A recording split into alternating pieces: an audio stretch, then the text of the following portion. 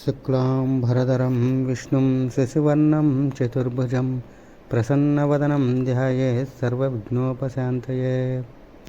ఆదిత్యాయ చ సోమాయ మంగళాయ బుధాయ చ గురుశుక్రశనిభ్యశ్చ రాహువే కేతువే నమః.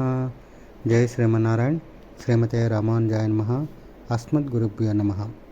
ముందుగా ఈ వారం రాశి ఫలితాలు అక్టోబర్ 26, 2025 తారీఖు నుంచి నవంబర్ 1వ తారీఖు 2025 తారీఖు వరకు సంబంధించినటువంటివి. ఈ వారం ముందుగా గ్రహస్థితి గురించి కనుక గ్రహ బలాలు గ్రహస్థితి ఏ విధంగా ఉందో తెలుసుకోవాలంటే కర్కాటక రాశిలో గురుడు ఉచ్చ స్థానంలో ఉన్నాడు. అదేవిధంగా సింహరాశిలో కేతువు, కన్యారాశిలో శుక్రుడు నీచ స్థానంలో ఉండటం, తులారాశిలో రవి నీచ స్థానంలో ఉండటం, అదేవిధంగా తులారాశిలో కుజగ్రహ సంచారం కూడా జరుగుతున్నది. వృశ్చిక రాశిలో చంద్రుడు నీచ స్థానంలో ఉండటం, వృశ్చిక రాశిలో బుధుడు కూడా ఉండటం అనేది జరుగుతున్నది. కుంభరాశిలో రాహువు, మీనరాశిలో శనిగ్రహం వక్ర సంచారంలో ఉన్నది. అయితే ఈ నెల 28వ తారీఖున మనకి కుజగ్రహం రాశి మారుతున్నది. 28వ తారీఖు కుజుడనగా అంగారక గ్రహము తులారాశి నుంచి తన స్వస్థానం అయినటువంటి వృశ్చిక రాశిలోకి మారుతున్నాడు.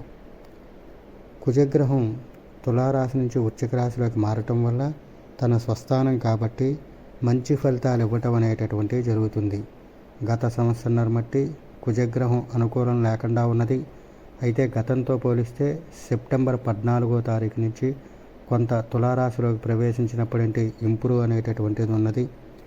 ఆ కుజుడు తులారాశిలోకి వచ్చినందువల్ల మనకి కొంత డెవలప్మెంట్ ఏ విధంగా అంటే మనకి కందిపప్పు కానీ రియల్ ఎస్టేట్ కానీ మిర్చికి సంబంధించి కానీ కొంత కదలికలు అనేటటువంటివి వచ్చినాయి. అయితే తదుపరి 28వ తారీఖున కుజగ్రహం వృశ్చిక రాశి అయినటువంటి తన స్వస్థానంలోకి ప్రవేశించడం వల్ల ఇంకా అధిక బలం చేకూరుతుంది.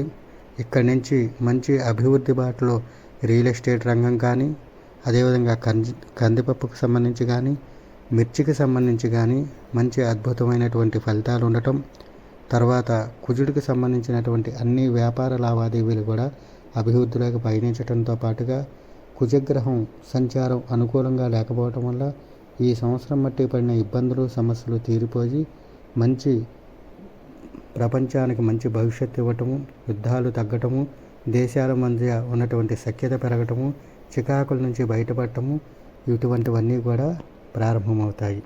కనుక కుజగ్రహం ఏదైతే కనుక మనకి తులారాశి నుంచి వృశ్చిక రాశిలోకి ప్రవేశిస్తున్నదో అది చాలా మంచి పరిణామం అని చెప్పడం అనేది జరుగుతున్నది.